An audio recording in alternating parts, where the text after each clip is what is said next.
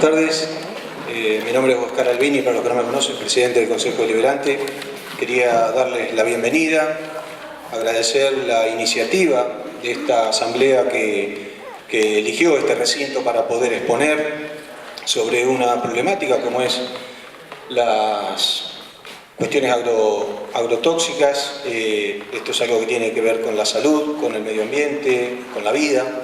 Así que en esta casa, en este recinto que es de la democracia, donde se discuten distintos tipos de políticas, es muy importante tener esta apertura y gente que se interese y se sume a estos debates. Así que en nombre del Consejo Deliberante de Mercedes, darles la bienvenida, desearles una buena charla, unos buenos debates y que se enriquezca la ciudadanía con el aprendizaje de qué es lo que nos perjudica y qué es lo que no nos perjudica. Muchísimas gracias. Es un honor para mí estar en esta casa y compartir este momento con las organizaciones ambientales de Mercedes. Bueno, como bien se decía en la presentación, yo soy abogado, pertenezco al colectivo Naturaleza de Derechos. Venimos trabajando en las problemáticas ambientales desde hace más de 10 años. Nuestra praxis justamente la emprendimos en el Departamento Judicial de Mercedes.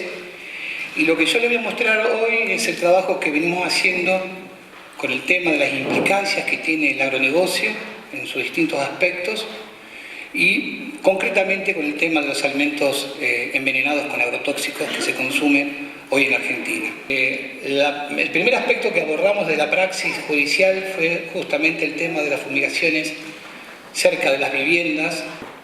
Después, en 2013, también abordamos las implicancias que tiene el uso de agrotóxicos con respecto al agua que se consume en las distintas localidades del interior.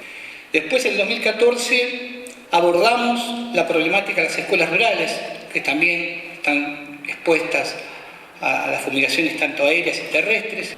Después, la otra pata que empezamos a abordar es el tema de los transgénicos. Es decir, tenemos a los agrotóxicos que se utilizan con las semillas modificadas genéticamente de soja y de maíz principalmente.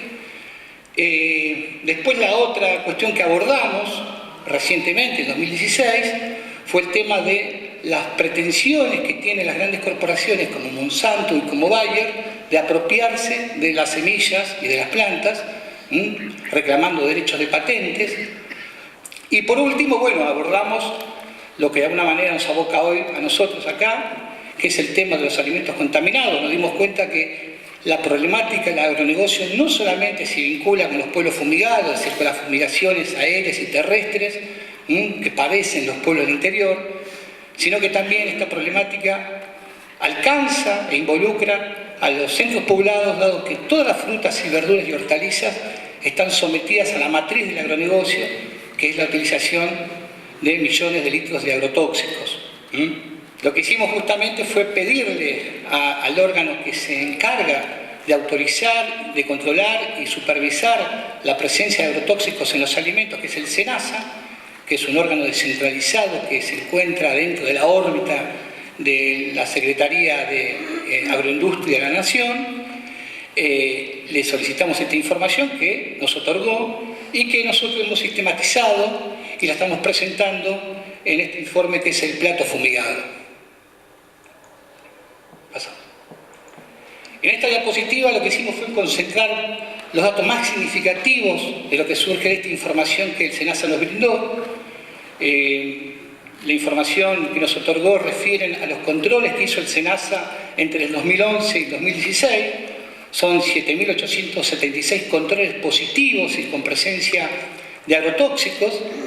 De esa información surge que fueron 38 alimentos que fueron alcanzados por la presencia de agrotóxicos, y ese número de esta sustancia alcanza al número de 82.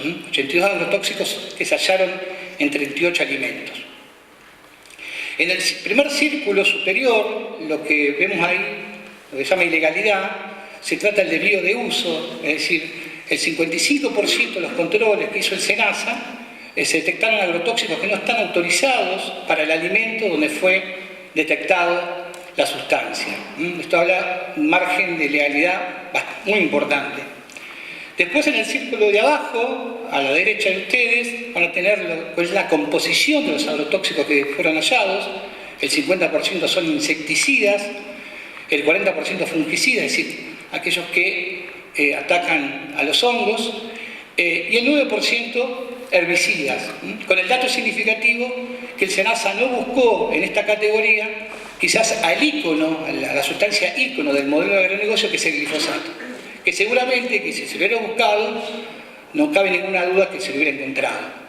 Y el 1% es la presencia de un agrotóxico que es antioxidante, que es la difenylamina, que aparece principalmente en la manzana.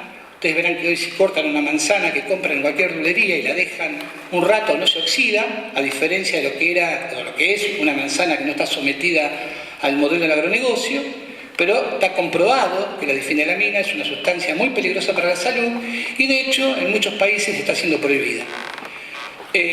Después en el círculo azul, donde ven que dice el 39% de agrotóxicos que son sistémicos, esto es un dato también importante, ya que el SENASA lo que dice frecuentemente que la presencia de agrotóxicos en los alimentos no sería un problema, se soluciona lavándola a la fruta o a las verduras, cosa que no es así, porque más allá de que digamos, no desaparecen, nos encontramos que el 39% de estos agrotóxicos son sistémicos, es decir, el modo de acción es que entran por la raíz y digamos, recorren, o sea, quedan en la planta, se transportan a través de la savia y después se expresa esa sustancia en las frutas, en la pulpa y en las hojas.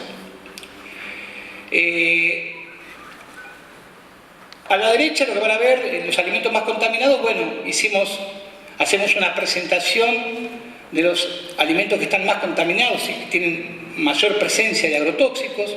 Ese listado lo encabeza la naranja con 34 agrotóxicos, después viene la frutilla, la manzana con 30, el apio, la selga y la lechuga con 28, el limón con 27, la radicheta con 26, igual que el durazno y la mandarina. Es los aspectos toxicológicos de estos agrotóxicos que fueron detectados.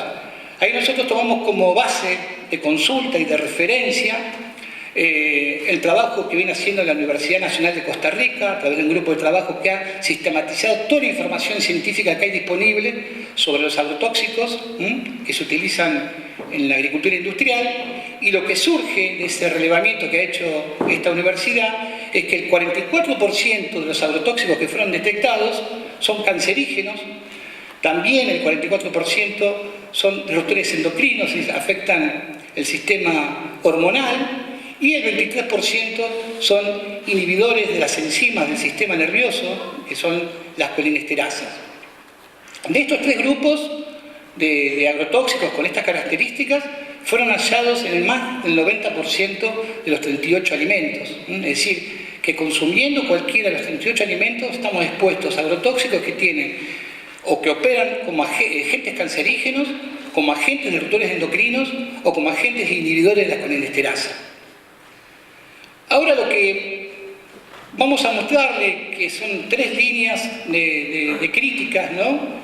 Lo que primero denominamos son las incongruencias dentro del Estado en cuanto a las políticas de salud pública y de protección de la salud de la gente. El primer punto es el tema del cáncer, ¿no? Como ustedes vieron, el 44% de las sustancias que se detectaron son probables o posibles agentes cancerígenos. El cáncer en América Latina como en Argentina es la segunda causa de muerte.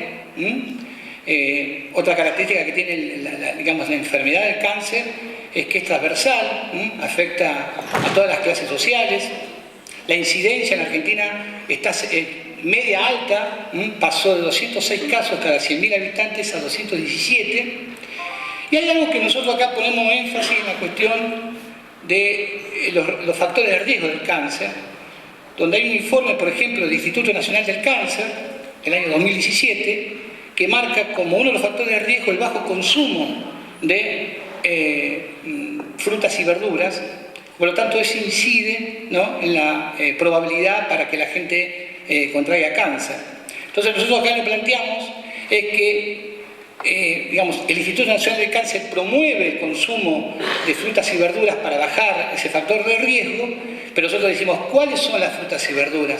porque ahí hay una información que el Instituto Nacional del Cáncer no está teniendo en cuenta, que es justamente lo que nosotros estamos mostrando hoy, donde la información que surge de otro organismo del Estado, que es el SENASA, nos está mostrando que todas las frutas y verduras que se consumen digamos, en la población y que son las que se venden en los mercados concentradores, presentan estos agentes que son probables o posibles cancerígenos. Es decir, ahí tenemos una incongruencia por parte del Estado que no hace un cruzamiento de información y que obviamente no desarrolla ningún tipo de política preventiva en esta materia.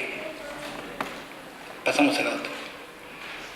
La otra incongruencia que vemos son en los agrotóxicos que son inhibidores de la colesterasa, es decir, que afectan, inhiben las enzimas del sistema nervioso. Acá ustedes van a ver 4 agrotóxicos específicos que son inhibidores, ¿no? Que es el fenitotrión, el diacinón, el clorpirifos y el malatión. Y tenemos cómo funcionan 2 organismos del Estado en forma distinta, ¿no? El ANMAT tiene la competencia en Argentina para autorizar los agrotóxicos que se utilizan digamos, en los domicilios, son los denominados domisanitarios. El ANMAT, que pertenece al Ministerio de Salud, es un órgano descentralizado que depende técnica y políticamente, ahora Secretaría de Salud, no Ministerio, prohibió estos 4 agrotóxicos en el 2009 principalmente y después el fenitotrión en el 2013. Sin embargo, el SENASA permite que estos agrotóxicos que no se pueden utilizar en el domicilio, nosotros los consumamos en los alimentos. El detalle acá, por ejemplo, que marcamos recientemente, es que el diacinón lo prohibió recientemente el SENASA, ¿no? el 10 de octubre de 2018, pero el ANMAT ya lo había prohibido 10 años atrás, en 2008. Es decir, durante 10 años la población estuvo expuesta a consumir alimentos con este agrotóxico que, según el ANMAT, en 2008 era peligroso para la salud y prohibió que se utilizaran en los domicilios. Pero lo consumíamos en las frutas y verduras y hortalizas porque el SENASA así lo permitía. Bueno, el tercer punto, bueno, es el más importante quizás, que ahí nosotros hablamos directamente de desidia por parte del Estado, que tiene que ver con los riesgos cancerígenos y los riesgos crónicos. Porque ustedes saben muy bien que vamos a consumir una fruta, una verdura y no nos vamos a morir al otro día. Acá está el tema también de la multicausalidad, que es muy difícil a veces determinar que una enfermedad de cáncer esté relacionada directamente con el consumo de una sustancia química determinada. Pero bueno, el tema es invertir la carga de la prueba. Lo que vamos a ver con estos estudios que ustedes están viendo en ese listado es que las empresas, por lo general, cuando solicitan las autorizaciones, no solamente los agrotóxicos, sino también de los transgénicos, presentan estudios sobre los efectos cancerígenos y los efectos crónicos a 90 días. ¿Qué pasa? Hubo un par de científicos que empezaron a cuestionar estos estudios porque ellos dicen que los efectos cancerígenos y los efectos crónicos son aquellos que se evidencian después de un largo tiempo de haber estado expuesto a una sustancia, ya sea consumiéndola o porque está expuesta en el aire, ¿no? En forma diaria o periódicamente. Es decir, el riesgo se evidencia después de un largo tiempo, o el efecto, mejor dicho. Entonces ellos lo que dicen es que estos estudios que se hacen en ratas, en roedores, en laboratorio, que viven aproximadamente 24 meses, hacer un estudio de 90 días para evaluar los efectos crónicos y los efectos cancerígenos son absolutamente inadecuados, porque solamente se estaría comprendiendo el 15% del ciclo de vida de las ratas, cuando en realidad debería por lo menos computarse un año para que los resultados de esos ensayos sean más o menos aproximados o considerados válidos. El otro dato interesante de estos trabajos científicos que han servido para que las empresas como Monsanto obtuvieran las autorizaciones de uso de glifosato y de los transgénicos, que han sido analizados por personas que son empleadas de Monsanto. Fíjense abajo, ¿no? Estos son capturas que hemos hecho nosotros de páginas de internet, donde estos científicos, entre comillas, no se guardan absolutamente nada, reconocen que son empleados de la propia empresa. Y acá, bueno, tenemos a los 2 científicos más importantes con respecto al tema de los transgénicos y del glifosato y del Roundup, donde ellos cuestionaron los trabajos de Monsanto, diciendo que justamente que los estudios debían hacerse a plazos largos. Ellos comenzaron a hacerlo y justamente encontraron que cuando se hacen los estudios contemplando todo el ciclo de vida de las ratas, se empiezan a ver esos efectos negativos que los estudios de Monsanto hechos a 90 días ocultan. Y lo vamos a ver en esta diapositiva, la siguiente. Fíjense, en la parte de arriba tienen los estudios que hicieron Seralini, Malatesta y Battistelli, que son científicos de Europa. Ellos hicieron el caso, por ejemplo, de la soja transgénica, del maíz transgénico, inclusive del Roundup, estudios a 24 meses, y a partir del cuarto mes se comenzaron a evidenciar tumores en los machos, en el séptimo mes tumores en las hembras, y el 80% del total del grupo de observación terminó con tumores, con valores significativamente superiores al del grupo de control. Y abajo ven, ¿no?, los estudios de Monsanto, que están hechos nada más que a 3 meses, y obviamente toda la información científica que surge a partir del cuarto mes aparece oculta. Y con eso logran justamente ocultar, mejor dicho, falsear la realidad, porque obviamente se oculta lo que, digamos, los efectos significativos. Si para la soja transgénica en el 2010 Monsanto para los efectos crónicos y cancerígenos de la soja lo presenta estudio a 90 días, ¿qué podemos esperar del glifosato que fue autorizado en 1977? Y de todos los agrotóxicos que fueron autorizados principalmente entre los 70, 80 y 90, y con el dato de que la última revisión que se hicieron de todos los principios activos y formulados comerciales fue en el año 2000. Y esta información científica que surge de los protocolos de la OCDE son del 2009. Y el SENASA se niega a hacer la revisión general en base a esta información que surge de los protocolos de la OCDE. Por eso nosotros aseveramos y afirmamos que no hay ningún agrotóxico seguro, con el agravante que en la Argentina los formulados comerciales, que son los productos que efectivamente, inhalamos cuando se fumiga y que consumimos en los alimentos, porque la sustancia química que efectivamente se libera no es solamente el principio activo, es el formulado comercial que contiene el principio activo, los coadyuvantes y los componentes inertes, que muchas veces son tan o más peligrosos que el propio principio activo, como así pasó con el formaldehído, que era una sustancia que aparecía en el Roundup y que fue declarada cancerígena, y se pidió, las reglamentaciones decidieron que ese producto no puede estar más. Y lo que nosotros aseveramos, porque así surge la norma, es que ningún formulado comercial tiene la evaluación de los efectos crónicos y cancerígenos, porque la propia normativa no exige a las empresas para que presenten por los formulados comerciales estos tipos de estudios. Esto está avalado recientemente por el Monsanto Paper, que es un caso en Estados Unidos, donde terminó con una sentencia judicial donde condenó a Monsanto por causarle la enfermedad de cáncer a un jardinero, donde surge de esta investigación que hay un intercambio de correos entre la casa matriz de Monsanto en Estados Unidos con la filial de la Argentina, donde se reconoce que el Roundup, que es el formulado comercial del glifosato de Monsanto, no tiene hecho los estudios de cancerígenos, de efectos cancerígenos.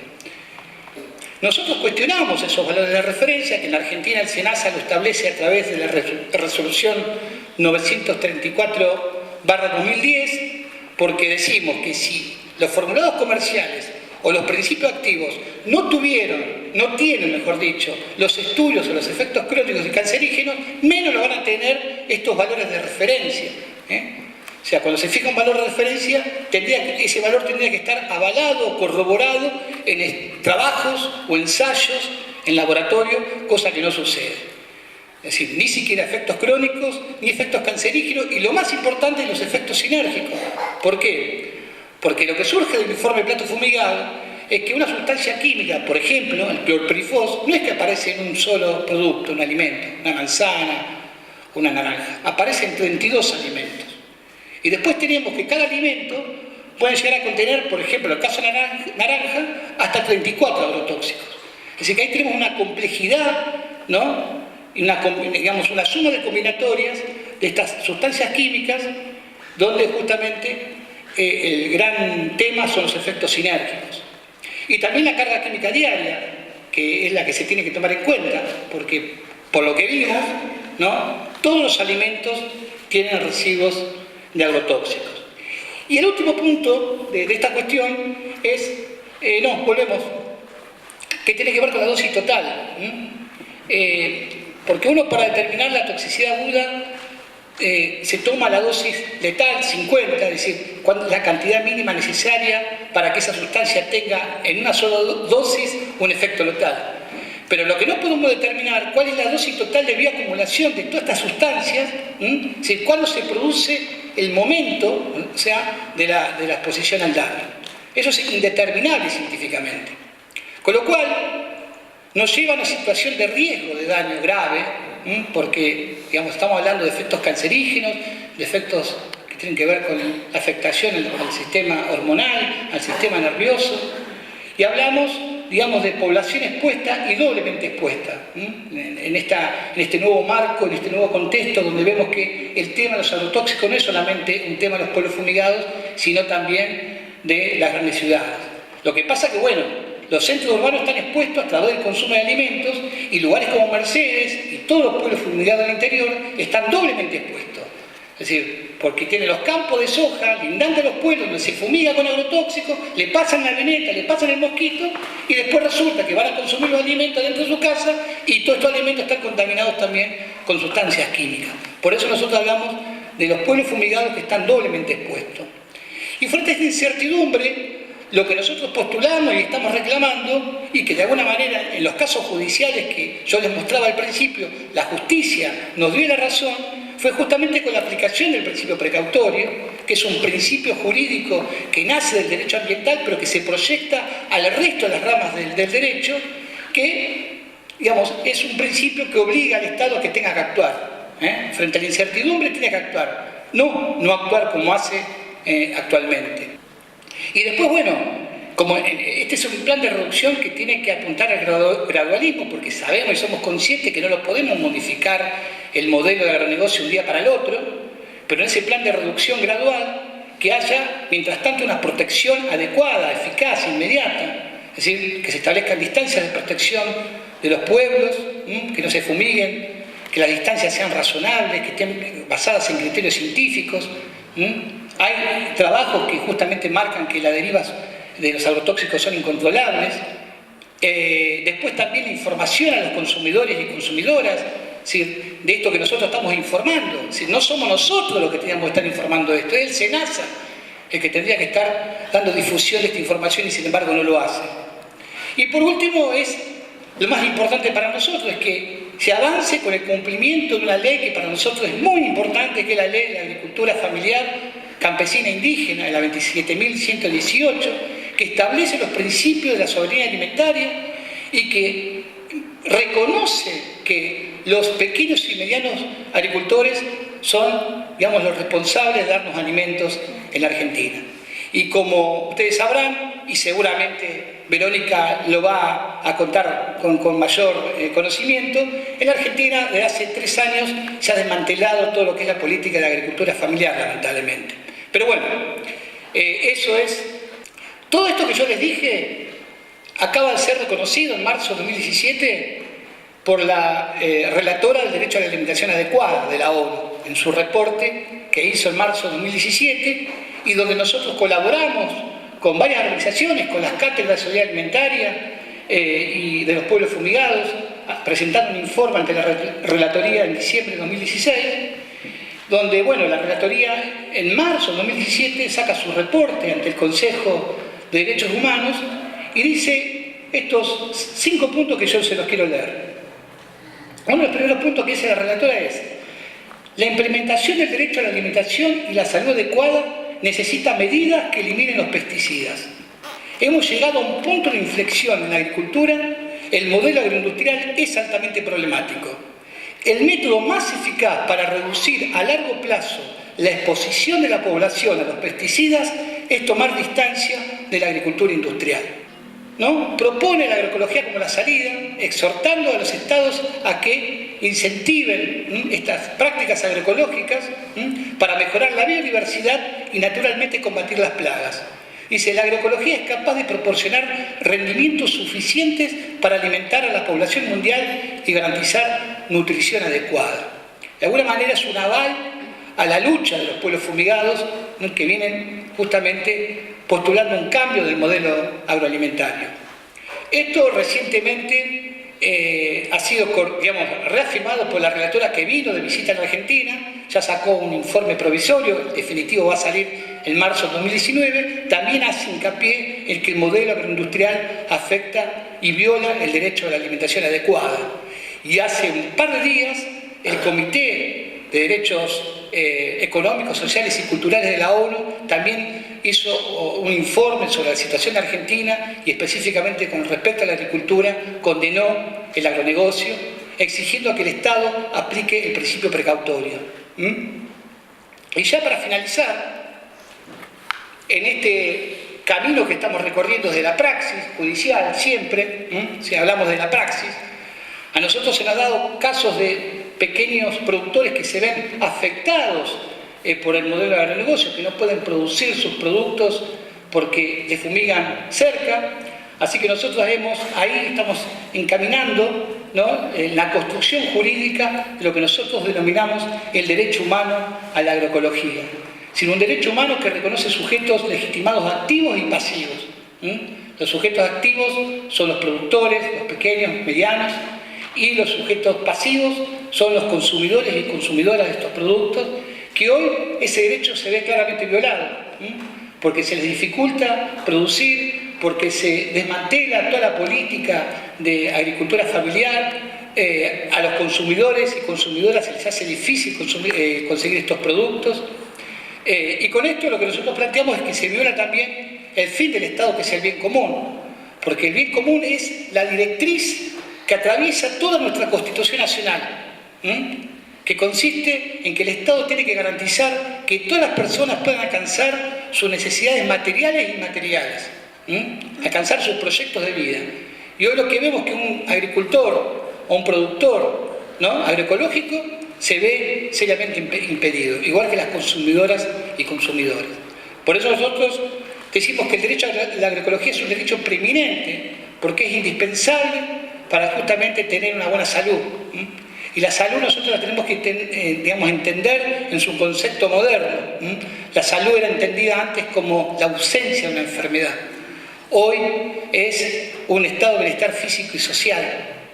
Entonces el Estado, para garantizar ese derecho, tiene que permitir que las personas puedan alcanzar el máximo nivel de salud posible.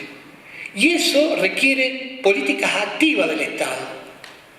Y concretamente, lo que tiene que ver con el derecho humano a la agroecología, el Estado lo va a garantizar a la salud si promueve y protege los determinantes de la salud, que son el derecho al hábitat adecuado, es decir, que no te fumiguen cerca de tu casa, que vivas en un ambiente donde puedas respirar aire puro, que tengas acceso al agua potable, que no esté contaminada o afectada por los agrotóxicos que distorsionan sus características y la hacen peligrosa, y principalmente, ¿no?, el acceso a alimentos sanos, alimentos sin agrotóxicos. Por eso ahí vemos que el derecho humano a la agroecología es un derecho de importancia que necesitamos diseñarlo, construirlo y presentarlo como un derecho autónomo. Así que ese es nuestro próximo desafío y hacia ahí vamos. Listo.